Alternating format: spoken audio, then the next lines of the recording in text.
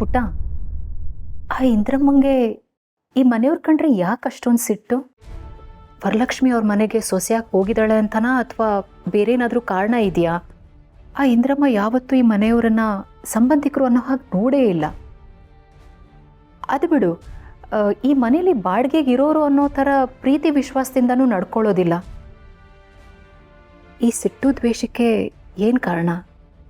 ಇದಕ್ಕೆ ಕಾರಣ ಇದೆ ಅಮ್ಮ. ಶ್ರೀವಲ್ಲಿ ಸುಬ್ಬುನ ತುಂಬ ಇಷ್ಟಪಡ್ತಾ ಇದ್ಲು. ಅವನನ್ನೇ ಮದುವೆ ಆಗಬೇಕು ಅಂತ ಹಠ ಮಾಡಿ ಮನೆಯವ್ರನ್ನೆಲ್ಲ ಒಪ್ಸಿದ್ಲು. ಆದರೆ ಅಷ್ಟರಲ್ಲಿ ನಂದು ಸುಬ್ಬುದು ಮದುವೆ ಆಯಿತು. ಶ್ರೀವಲ್ಲಿಗೇನೋ ಒಂದು ಸ್ವಲ್ಪ ಟೈಮ್ ಆದಮೇಲೆ ನಮ್ಮಿಬ್ಬರು ಪ್ರೀತಿ ಅರ್ಥ ಆಯಿತು.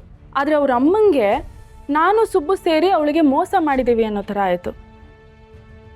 ಅದೇ ಕಾರಣಕ್ಕೆ ಇಂದ್ರಮ್ಮನವರು ವರ ಮತ್ತು ವರ್ಧನ್ ಮದುವೆನೂ ಕ್ಯಾನ್ಸಲ್ ಮಾಡಿಬಿಟ್ರು. ಹೌದಾ? ಇಷ್ಟೆಲ್ಲ ನಡೆದಿದೆಯಾ?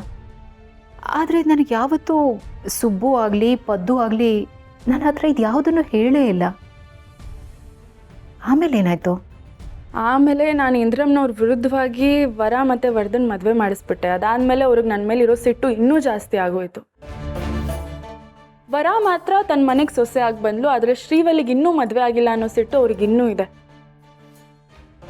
ಅವ್ರ ಸಿಟ್ಟು ಹೇಗೆ ಕಡಿಮೆ ಆಗುತ್ತೋ, ಇದೆಲ್ಲ ಹೇಗೆ ಸರಿ ಹೋಗುತ್ತೋ ಒಂದು ಗೊತ್ತಾಗ್ತಾ ಇಲ್ಲಮ್ಮ.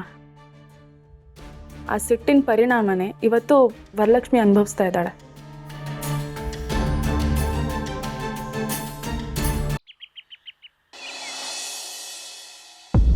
ಪೃಥ್ವಿಯಲ್ಲಿ ಕಾಣಿಸ್ತಾ ಇಲ್ಲ. ತಿಂಡಿ ಮಾಡುವಾಗಲೂ ಜೊತೆಗಿರಲಿಲ್ಲ. ಎಲ್ಲರೂ ಆಚೆ ಹೋಗಿದ್ದಾನ? ಎಲ್ಲೋ ಹೊರಗಡೆ ಹೋಗಿರ್ಬೇಕು ಯಜಮಾನ್ರೆ, ನಮಗೂ ಗೊತ್ತಿಲ್ಲ. ಯಾರಿಗೂ ಹೇಳ್ದೆ ಹೊಟ್ಬಿಟ್ಟಿದ್ದಾರೆ. ಬೆಳಿಗ್ಗೆನೇ ಹೊಟ್ಬಿಟ್ರು ಅವರು. ಪೃಥ್ವಿ ಯಾಕೆ ಹೀಗೆ ಮಾಡ್ತಿದ್ದಾನೆ? ಪದು, ಮೊದಲು ಪೃಥ್ವಿಗೆ ಕಾಲ್ ಮಾಡಿ ಎಲ್ಲಿದ್ರೂ ಬರೋದಕ್ಕೆ ಹೇಳು. ನಾವು ನೆಮ್ಮದಿಯಾಗಿರಬೇಕು ಅಂತ ಅಂದ್ಕೊಂಡ್ರು ದುಷ್ಟಶಕ್ತಿಗಳು ನಮ್ಮನ್ನು ನೆಮ್ಮದಿಯಾಗಿರೋದಕ್ಕೆ ಬಿಡೋದಿಲ್ಲ. ಮೊದಲು ಪೃಥ್ವಿಗೆ ಬರೋದಕ್ಕೆ ಹೇಳು. ಎಲ್ಲಿ ಹೋಗ್ಬಿಡ್ತಾನೋ ಏನೋ. ಯಾಕೆ ಹೋಗ್ತಾನೆ ಅನ್ನೋದೇ ಗೊತ್ತಿಲ್ಲ. ಯಾಕೆ ಅಂದರೆ ನಿಮಗೆಲ್ಲರಿಗೂ ಸರ್ಪ್ರೈಸ್ ಕೊಡೋದಕ್ಕೆ. ಚೋಟು,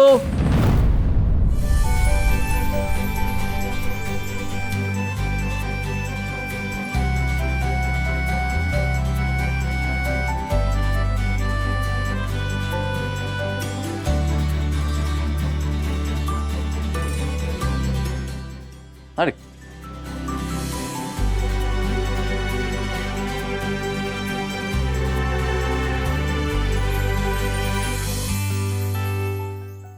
ಚೋಟು, ಎದ್ದೇಳು. ಹೇಗಿದೆಯೋ? ನಾನು ಚೆನ್ನಾಗಿದ್ದೀನಮ್ಮವ್ರೆ. ನೀವೇಗಿದ್ದೀರಾ? ಆಕ್ಸಿಡೆಂಟ್ ಆಗಿತ್ತಂತೆ, ಈಗ ಆರಾಮಾಗಿದ್ದೀರಾ ತಾನೆ?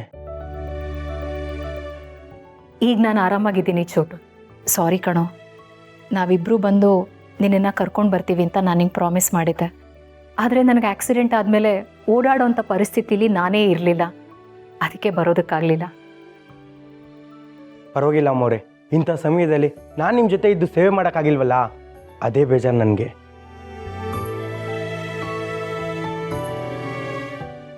ನೀನೇನಪ್ಪ ಚೋಟು ಅಂದರೆ? ಮಗನ ಸ್ಥಾನದಲ್ಲಿ ನಿಂತು ನಿನ್ನ ಸೇವೆ ಮಾಡಿದೆ ಅಂದೆಲ್ಲ ಅವನೇನಾ? ಹೌದು ಯಜಮಾನ್ರೆ, ನಾನೇ ಆ ಚೋಟು.